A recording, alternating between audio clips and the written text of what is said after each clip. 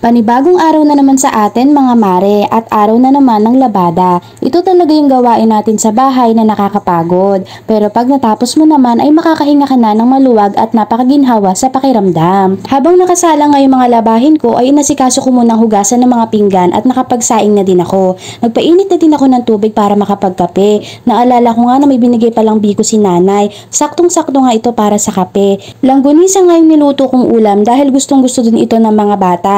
Mabilis ang luto na din kasi ito, lalo na pag madami tayong ginagawa.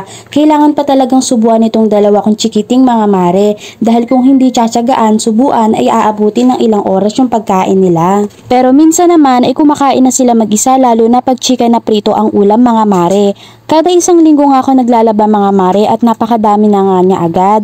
Dahil 5 kami dito sa bahay at pinakamadami talaga yung mga damit ng mga bata dahil panay-palit sila kapag laging nadudumihan. Buti na lang nga ay nakaipon na kami ng tubig dahil may nagrarasyon na ng tubig dito sa amin. 1 drum kada isang bahay. Malaking tulong na rin ito sa amin mga mare dahil mahirap talaga ang tubig dito sa amin. Lalo na ngayon na tag-init na, mahaba-haba na naman ang pila sa poso. Kinagabihan nga ay bumangon ako dahil nakaramdam ako ng gutom. Naalala ko na hindi pa pala ako kumain ng gabihan mga mare. Kumuha nga lang ako ng tinapay at nakita ko nga na meron pa palang langgunisa dito.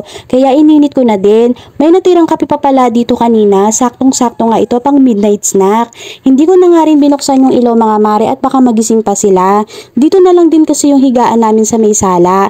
Kinaumagahan nga mga mare ay nakita ko nga binabalatan ni Mr. ang bunga ng malunggay. Tapos tuwang-tuwa pa nga ako dahil may nabili siyang bulaklak ng kalabasa.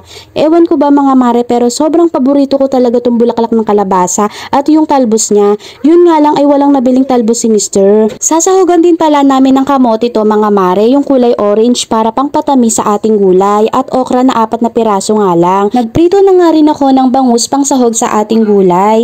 At eto nga si Brielle mga mare na umaga pa lang ay merienda na agad ang hinahanap. Konti pa nga lang yung nabawas ko sa biko mga mare kaya ito ulit yung aalmusalin ko ngayon. Hindi naman masisira dahil nilagay ko naman siya sa rep. Nagsapaw pala ako ng itlog sa sinaing para dun sa gagawin kong palaman. Sinalang ko na nga yung gulay mga mare, bali pinagsama-sama ko lang sa kawali. Tapos yung balaklak ng kalabasa ay mamaya na pag naluto na yung bunga ng malunggay at kamote. Nilagay ko na din sa ibabaw yung isda para maglasa na sa ating gulay. At nung naluto na nga siya mga mare ay kumain na din kami agad. Sarap nga yung dalawang bata sa sabaw mga mare dahil manamis-namis dahil dun sa kamote na nilagay natin. Ginahaponan nga mga mare ay nagpunta kami kila nanay dahil kukuha kami ng gabi. Malabo nga yung video ko dito mga mare dahil kinuha ko lang ito doon sa isang cellphone. Madaming tanim na gabi si nanay dito mga mare. Dati nga ay marami siyang tanim na kangkong. Kaso nga lang ay tag-init na kaya natuyo na yung tubig. Kaya namatay na din yung mga kangkong.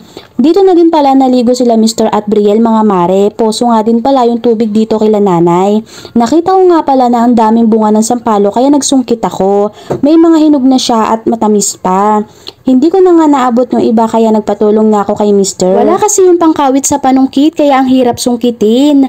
Masarap nga din tong isawag sa gabi mga mare, lalo na yung paksiw na gabi. Imbis na suka yung ilagay ay ito na lang, natural pa na pangpaasim talaga. Hanggang dito na lang mga mare, kita-kits sa susunod kong mini vlog. Hinog.